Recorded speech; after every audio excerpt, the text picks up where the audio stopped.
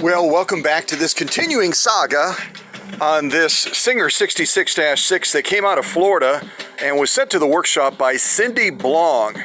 And if you've been following this even a little bit, you know that it arrived and was just riddled with rust and all kinds of other things holding it back. But step by step, now I think we're going on about hour 11 hours so far I poured into this machine.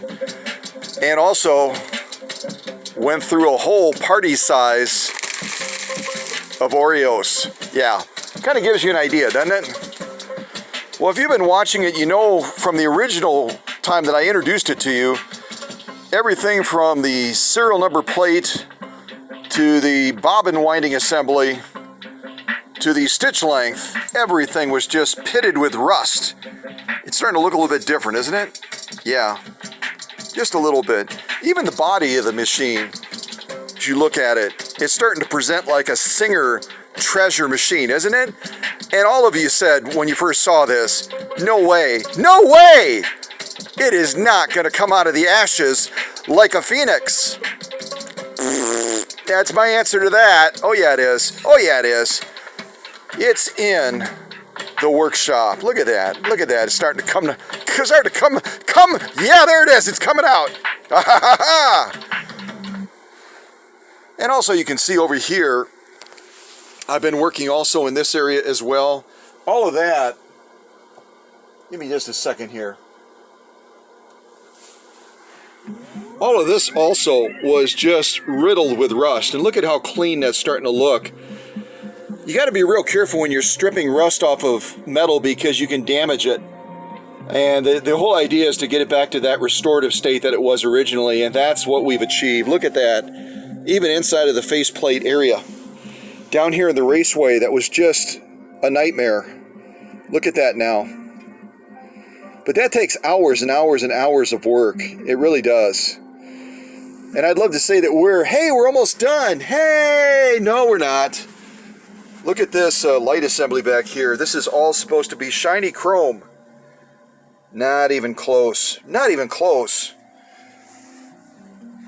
And these are some of the components that I've taken off that also need attention. Oh, we got a couple Oreos left. Thanks, Herr Obermeister.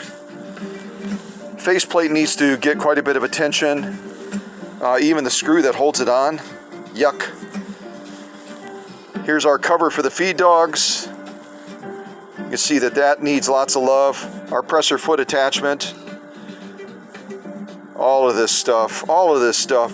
Look at this upper tension, and this is where I challenge the myth that a lot of people peddle out there about all you need to do to clean the upper tension is like run some sort of a swab through it or one of those dental flossers.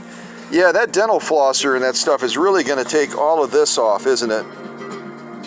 No, it's not. Not even going to come close. It's not even going to come close. And even on this side where the thread passes, look at on the edges of that, all of this varnishing and some rust. That's going to be catching that thread and causing that thread to break, let alone looking at that side. Again, dirt migrates. It doesn't stay in one spot, folks. If you don't get that machine spick and span and get everything set just right, you're going to be having problems for the duration of the time that you own that machine. That machine is going to cause you a world of headache. So I've only got, 1, 2, 3, 4, 5 Oreos left. And this machine is still in the ICU of the workshop. It's still in the ICU. Is 5 Oreos going to get me to the finish line? No, not even close. But hey, I can always grab another bag, right?